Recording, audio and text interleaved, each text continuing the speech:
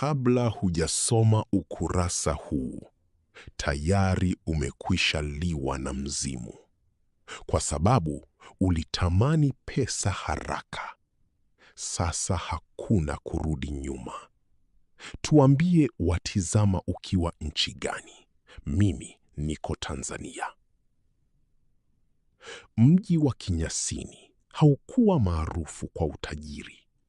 Watu wake walilima, wakauza, wakafa kwa umaskini kama wazazi wao.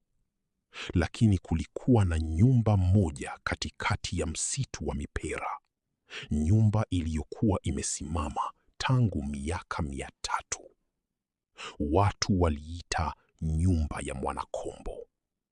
Hakuna aliyethubutu kukaribia baada ya jua kuchwa, kwa sababu usiku macho mekundu yalionekana madirishani na sauti ya kishindo cha sarafu ikitawanyika sakafuni. Juma Bakari alikuwa mchuuzi mdogo. Siku hiyo alikuwa ameachwa na mke wake Mariamu kwa sababu hakuwa na hela ya kununua dawa za mtoto wao mgonjwa. Alikaa ukingoni mwa kitanda chake, machozi yakimtiririka, akitazama mkoba mtupu. Saa ilikuwa 11 usiku. Ghafla, upepo mkali ulivuma na kubeba karatasi nyeusi ikatua miguuni pake. Aliichukua. Ilikuwa imeandikwa kwa herufi nyekundu: unataka pesa? Njoo nyumba ya Mwanakombo. Usichelewa. Usileta mwenzako. Usiombe msamaha. Juma alijua hadithi. Watu waliokwenda hapo walirudi matajiri, lakini baada ya siku 7 walipotea kama wamezamishwa ardhini. Alipaswa kuchagua. Mtoto wake alikuwa anafaa. Alichukua tochi na kuelekea msituni. Nyumba ilipojitokeza, mwezi ulipotoka, Juma alisimama. Miti iliyozunguka ilikuwa imechanika kama mikono ya wafu wanaojaribu kutoka ardhini. Mlango ulikuwa umefunguliwa nusu. Ndani, giza lenyewe lilikuwa linatembea. Alivuka kizingiti. Sauti ikamkaribisha. Sauti ya mwanamke mtamu, lakini yenye kigugumizi kama ndoto mbaya. Karibu Juma, tumekusubiri tangu uzaliwewe. Taa za mishumaa 100 ziliwaka zenyewe. Chumbani palikuwa na meza ya mviringo. Juu yake kikombe cha udongo. Pembeni mifupa ya wanadamu imepangwa kwa umbo la namba 666. Nina pesa nyingi, sauti ikasema, lakini pesa yangu ina masharti. Juma alitetemeka. Nataka hela ya kumnunulia dawa mtoto wangu. Utapata, hata zaidi, lakini utalazimika kutoa kitu. Kitu gani? Siku ya kwanza utatoa usingizi wako. Hutolala tena usiku wote maishani mwako. Siku ya pili utatoa sauti yako. Hutozungumza tena. Siku ya 3 utatoa kumbukumbu zako. Hutaijua hata jina lako. Na siku ya 4 utatoa roho yako. Utakuwa mzimu mwingine hapa. Juma alitaka kukimbia, lakini miguu yake ilikuwa imekwama sakafuni, kana kwamba mizizi imeota. Usiogope. Wateja wangu wengi walikubali. Waliishi kwa furaha kwa siku 3. Wakanunua magari, nyumba, wanawake. Lakini siku ya 4 walirudi kwangu. Wamekaa hapa chini ya sakafu. Unasikia sauti zao, wanakuomba ujiunge. Kweli, Juma alisikia kilio cha chini chini ya mbao. Mikono mingi ilianza kujitokeza kwenye nyufa za sakafu, ikinyosha vidole kuelekea kwake. Sawa, alipiga kelele kwa hofu. Nakubali masharti, nipe pesa. Sauti ikacheka. Tayari umeshakubali, sasa fungua kikombe. Juma alikitazama. Ndani ya kikombe kulikuwa na sarafu ya dhahabu iliyochomoya uso wake mwenyewe. Alipoigusa, nyumba nzima ilitetemeka. Pesa za kumiminika kama mchanga zilianza kutoka ukutani. Noti za 1000, sarafu za fedha, dhahabu zikafurika mpaka magotini, mpaka kifuani. Juma alizama ndani ya pesa, akijikwaa, akijisikia mzigo mzito kuliko mwili wake. Alipoamka asubuhi, alikuwa amelala nje ya nyumba. Mkoba wake ulikuwa umejaa hela. Alikimbia nyumbani. Mtoto wake alipata dawa. Mariamu alirudi. Lakini usiku ule alijaribu kulala. Macho yake yalikuwa wazi kama ya chatu. Hakufumba kamwe. Usingizi ulikuwa umeondoka kabisa. Alitoka ndani ya nyumba ya Mwanakombo akiwa na mkoba mzito wa noti za 1000, sarafu za dhahabu, na mkono wake wa kushoto ukichoma kama moto alipogusa kikombe cha udongo. Lakini hakujali. Alikimbia kuelekea mjini, mapigo ya moyo yakipiga ngoma ya ushindi. Alipofika nyumbani, jua lilikuwa limeanza kuchomoza. Mariamu, mke wake, alikuwa bado amekaa pembeni ya kitanda cha mtoto wao Rajabu, akilia kwa sauti ya chini. Mariamu, tuna pesa. Juma alifungua mkoba. Noti zikatawanyika sakafuni kama majani ya vuli. Mariamu alitazama kwa macho makavu. Umezipata wapi? Je, hukwenda kule nyumba ile? Juma hakujibu. Alitoka nje, akaenda dukani, akanunua dawa za Rajabu. Akanunua maziwa, nyama, mchele, blanketi mpya na hata pete ya dhahabu kwa Mariamu. Watu wa Kinyasini walishangaa. Juma amepata urithi, waliulizana. Lakini wengine walitazama uso wake. Ulikuwa umekauka kama gome la mti. Macho yake yalikuwa mekundu, mekundu kuliko moto. Usiku ulipofika, Mariamu alilala karibu na Rajabu. Juma alijilaza kitandani. Alizima taa. Alifunga macho. Lakini usingizi haukuja. Alisubiri dakika 10, saa 1, masaa 3. Macho yake yalikuwa wazi kama vile mtu amechorwa manyoya kwenye kope. Aliona kila kivuli ukutani. Alisikia kila sauti ya panya anayekoroma chini ya sakafu. Alilala chali, akitazama dari. Na kwenye dari, aliona uso. Uso wa mwanamke asiye na meno. Macho yake yakimulika kwa mwanga wa kijani. Sauti ile ile ya nyumbani Mwanakombo ikamjia akilini. Siku ya kwanza, usingizi wako. Sasa ni wangu. Hutolala tena. Juma alitoka nje ya nyumba katikati ya usiku wa giza. Alitembea mpaka msituni. Aliketi chini ya mti wa mpera akitazama nyota.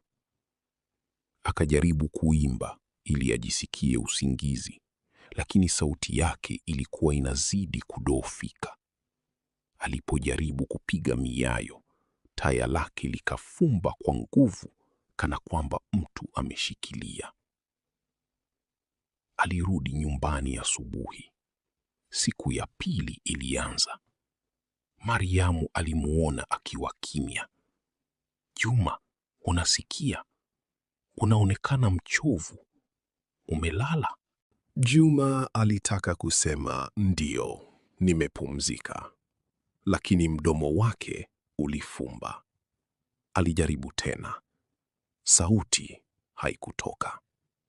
Alizama koo lake, akahisi kitu kikiziba njia ya sauti, kama kamasi kavu. Akaanza kuhofia. Alikimbia bafuni, akatazama kioni, akafungua mdomo pana, akajaribu kupiga kelele. Hakuna sauti. Hakuna hata upepo wa hewa kutoka kinywani mwake. Sauti yake ilikuwa imeondoka kabisa, kama usingizi wake. Alilia kimya. Machozi yalimtiririka, lakini hakuna mlio, hakuna kilio, hakuna sauti ya kuomba msaada. Mariamu alimjia nyuma. Juma, una nini? Unalia? Alimgeukia, akanyoosha mkono wake wa kushoto. Alama ya kikombe cha udongo ilikuwa imechomwa kwenye ngozi yake. Namba 666 ikiwaka moto. Mariamu alirudi nyuma kwa hofu. Alichukua Rajabu na kukimbia nyumbani kwa mama yake. Sasa Juma alikuwa peke yake, na alijua usiku ule lazima arudi kwenye nyumba ya Mwanakombo kwa ajili ya masharti ya siku ya 3. Lakini alijaribu kukwepa. Aliamua kukimbia mji mwingine. Alichukua mkoba wa pesa, akapanda basi la usiku kuelekea Dar es Salaam. Alisafiri masaa 6. Alipofika, alijificha katika hoteli ya ghorofa ya 6. Usiku ulipoingia saa 11, upepo ulianza kuvuma kwa nguvu ndani ya chumba chake. Madirisha yalifunguka zenyewe, taa ikazima, na katikati ya giza aliona nyumba ile ile ya Mwanakombo imesimama katikati ya chumba chake. Hakukimbia. Alijua hakuweza. Mlango ukafunguka. Sauti ile ya mwanamke ikamuita. Juma, hukumbuki? Uliahidi siku 3. Sasa ni siku ya 2. Usingizi wako na sauti yako tayari viko kwangu. Kesho utakuja kutoa kumbukumbu zako, lakini unaweza kuzuia ukiniletea mtu mwingine badala yako.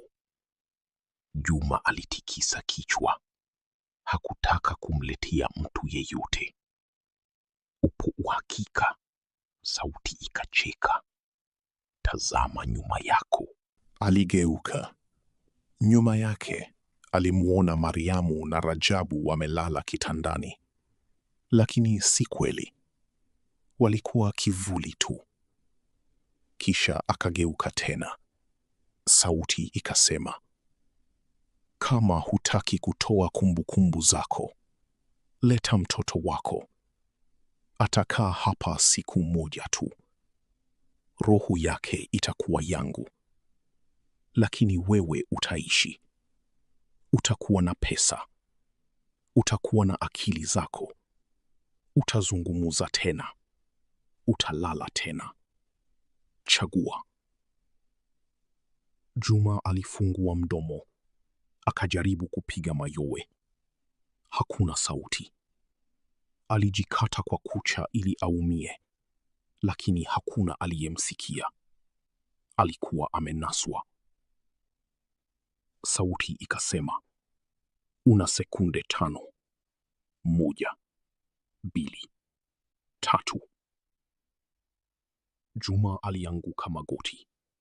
Akainua mkono wa kushoto wenye namba 666. Akaligusa paji lake. Akakumbuka siku alipomzalia Rajabu. Akakumbuka Mariamu akimcheka. Akakumbuka jina lake. Kisha akanyoosha kidole kuelekea kivuli cha Rajabu. Sauti ikacheka kwa furaha. Umechagua vizuri. Sasa rudi nyumbani. Kesho utasahau kila kitu, lakini pesa zako zitabaki. Juma alijikuta amelala nje ya hoteli asubuhi. Alikimbia kurudi kinyasini. Alipofika nyumbani, Mariamu alikuwa amemlazimisha Rajabu chumbani. Alimlazimisha kwa nguvu. Alifunga mlango. Alisubiri usiku. Saa 12 usiku, giza likajaa nyumba nzima. Juma alisikia sauti ya mtoto wake anailia. Kisha kilio kikakata. Kukawa kimya. Giza likaondoka. Aliingia chumbani kwa Rajabu. Kitanda kilikuwa tupu. Pale palipolalia mtoto wake kulikuwa na kikombe cha udongo. Ndani yake sarafu ya dhahabu yenye uso wa Rajabu. Juma alitaka kulia, lakini hakuna sauti. Alitaka kukumbuka uso wa mtoto wake, lakini kumbukumbu zilianza kuyeyuka kama barafu juani. Alijisahau. Alijisahau jina lake. Alimsahau Mariamu. Alimsahau Rajabu. Alisahau hata alikuwa mtu. Alipofika asubuhi, alikuwa amekaa kando ya barabara, akitabasamu, akitawanya noti 1000 kwa watu waliopita. Macho yake yalikuwa tupu, kama ya samaki aliyekufa. Mwisho wa part 1. Subscribe, like, share na comment kwa part 2.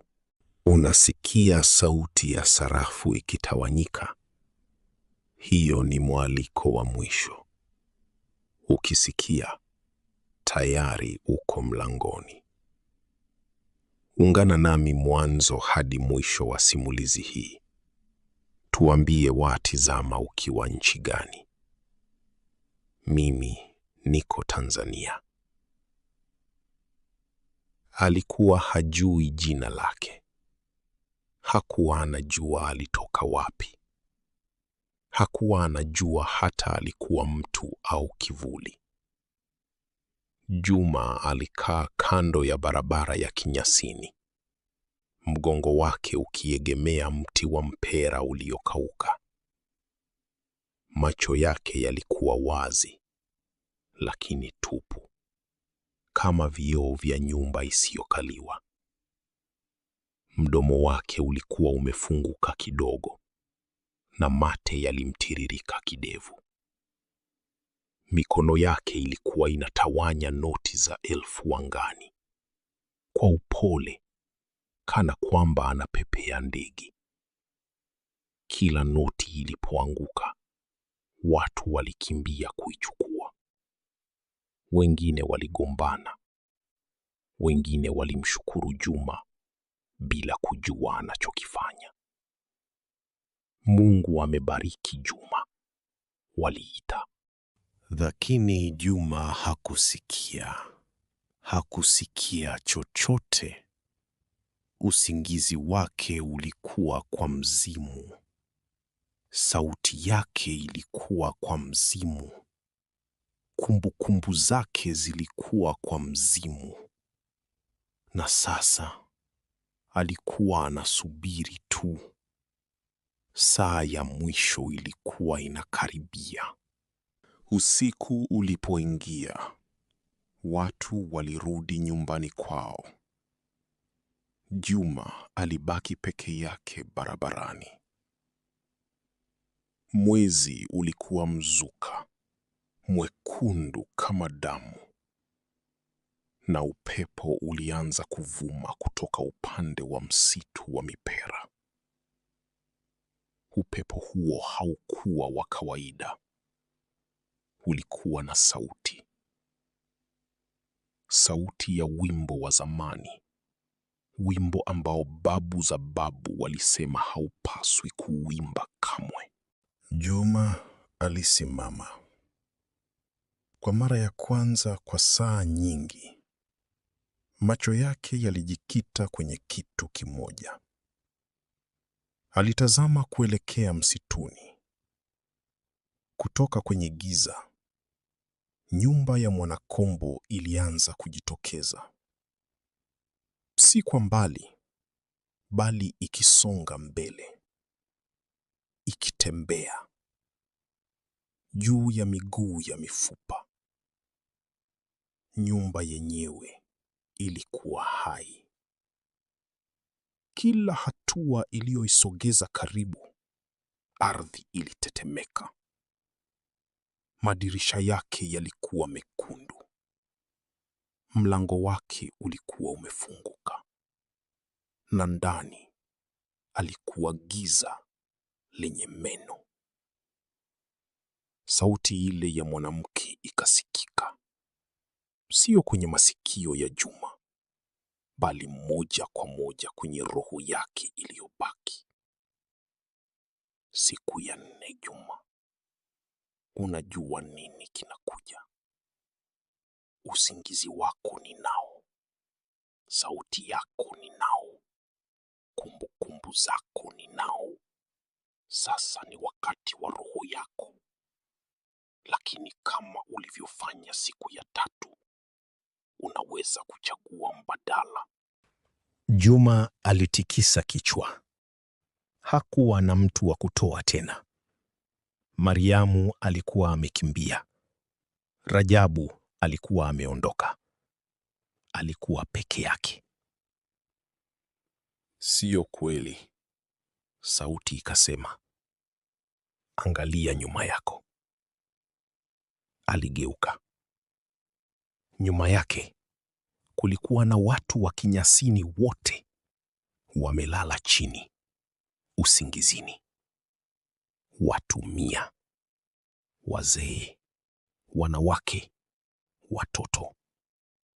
Walikuwa wamelala kwenye barabara, kwenye nyasi, kwenye vibanda vyao. Usingizi wao ulikuwa mzito kama kifo. Chagua mmoja, sauti ikasema. Mtu mmoja tu. Roho yake itakuwa yangu, na wewe utaachwa. Utaishi, utazungumza tena, utalala tena, utakumbuka tena. Lakini utasahau umemtoa nani. Utaishi kama kawaida. Pesa zako zitabaki. Au chukua nafasi yako mwenyewe. Ingia ndani ya nyumba. Ukifanya hivyo, roho yako itakuwa yangu milele. Lakini watu hawa wataamka, wataishi, wataendelea na maisha yao. Chagua, Juma. Una sekunde 10. Sekunde 1. Juma alimtazama mtoto mdogo aliyelala karibu na mama yake. Sekunde 2. Alimtazama mzee mwenye fimbo. Sekunde 3. Alimtazama kijana aliyecheka mchana wakati alipokuwa akitawanya pesa. Sekunde 4. Alitazama nyumba ya Mwanakombo. Ilikuwa imesimama mbele yake, ikingojea. Sekunde 5. Alikumbuka kwa mara ya mwisho kabla ya kusahau. Uso wa Rajabu, macho ya mtoto wake, sauti yake akimuita baba. Sekunde 6. Alinyoosha mkono wake wa kushoto. Namba 676 ilikuwa bado inawaka. Sekunde 7. Alianza kutembea. Sikuelekea kwa watu waliolala. Sikukimbia, bali kuelekea mlango wa nyumba ya Mwanakombo. Sekunde 8. Alivuka kizingiti. Sekunde 9. Giza likammeza. Sekunde 10. Sauti ikacheka, lakini kicheko hicho kilikuwa na kitu tofauti. Kilikuwa kimechanganyika na kilio. Ndani ya nyumba, Juma alijikuta amesimama katikati ya chumba cha mishumaa 100. Lakini sasa mishumaa ilikuwa ya kijani, na kwenye kila ukuta aliona vioo. Vioo vingi. Katika kila kioo alijiona yeye, lakini sio yeye wa sasa. Alijiona akiwa mtoto. Alijiona akiwa kijana. Alijiona akiwa anamuoa Mariamu. Alijiona akimchukua Rajabu mara ya kwanza. Sauti ikasema, hizi ni kumbukumbu zako. Zilikuwa kwangu siku ya 3, lakini sasa unaweza kuzichukua tena kwa bei. Bei gani? Juma aliuliza. Kwa mara ya kwanza sauti yake ilirudi. Ndani ya nyumba masharti yalifutwa kwa muda. Roho yako. Ukinipa roho yako sasa, nitakurejeshea usingizi, sauti na kumbukumbu zako. Lakini utabaki hapa ndani yangu milele. Utakuwa mzimu mwingine. Utawakaribisha wateja wengine. Utawapa pesa. Utawachukua roho zao. Utakuwa mimi. Juma alitazama vioo tena. Alimwona Rajabu akicheka. Akamwona Mariamu akimpikia ugali. Akajiona yeye mwenyewe, mtu halisi, mwenye usingizi, mwenye sauti, mwenye kumbukumbu. Nitakubali, alisema. Sauti ikanyamaza kimya. Kwa mara ya kwanza, mzimu wa Mwanakombo hakuwa na la kusema.